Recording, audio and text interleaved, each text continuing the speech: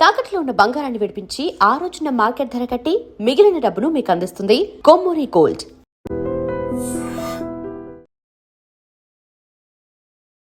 పచ్చని కోనసీమ మంటల్లో చిక్కుకుంది. రాజోలు నియోజకవర్గం మలికిపురం మండలం ఇరుసుమండ గ్రామ సమీపంలోని ఓఎన్జీసీ డ్రిల్ సైట్ ఇప్పుడు ఒక అగ్నిగుండంలా మారింది.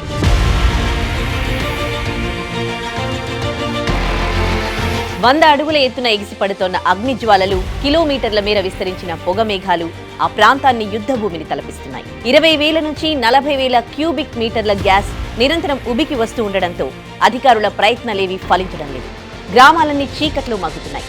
జనం బిక్కుబిక్కుమంటూ ప్రాణాలు అరచేతిలో పెట్టుకుని కాలం గడుపుతూ ఉన్నారు. ఈ బ్లోఅవుట్ అదుపులోకి వచ్చేదెప్పుడు? ప్రభుత్వం తీసుకుంటున్న చర్యలేంటి? గ్రౌండ్ రిపోర్ట్ ఇప్పుడు చూద్దాం.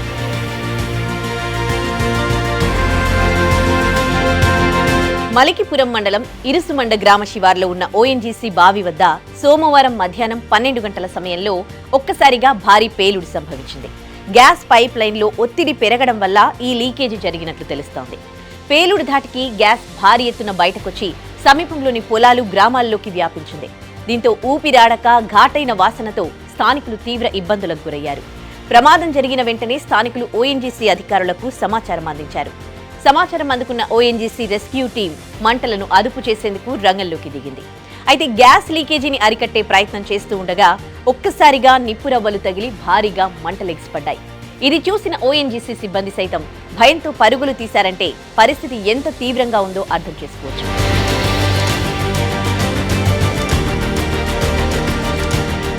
మంటల అదుపులోకి రాకపోగా గ్యాస్ లీకేజీ ధాటికి శబ్దం కిలోమీటర్ల మేర వినిపిస్తోంది.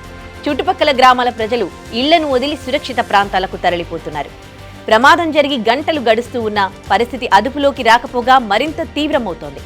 బావి నుంచి సెకనుకు దాదాపు 40,000 క్యూబిక్ మీటర్ల గ్యాస్ లీక్ అవుతూ ఉండడంతో మంటలు 20 మీటర్ల ఎత్తులో నిరంతరాయంగా ఎగిసిపడుతున్నాయి.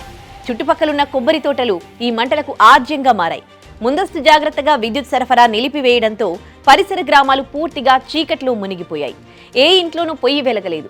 భయాందోళనల మధ్య జనం రాత్రంతా జాగారం చేశారు. పరిస్థితి విషమించడంతో అధికారులు స్థానికులను ఇప్పటికే సురక్షిత ప్రాంతాలకు తరలించారు. కోనసీమలో జరుగుతోన్న ఈ పేను ప్రమాదంపై ముఖ్యమంత్రి చంద్రబాబు నాయుడు ఎప్పటికప్పుడు సమీక్షిస్తున్నారు.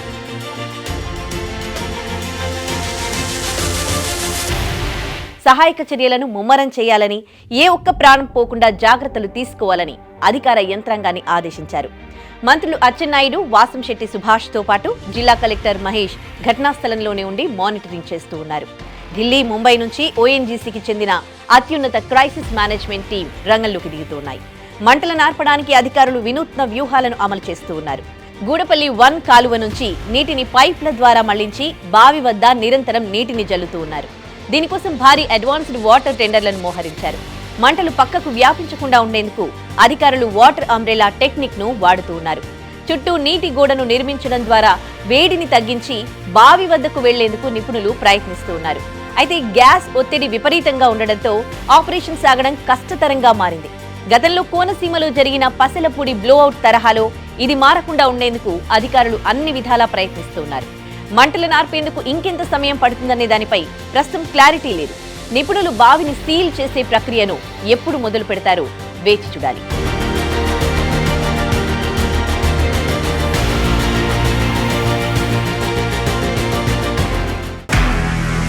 నిజంగా ప్రస్తుతం ఉన్నటువంటి సమాజం దేనికి ప్రయారిటీ ఇస్తుంది?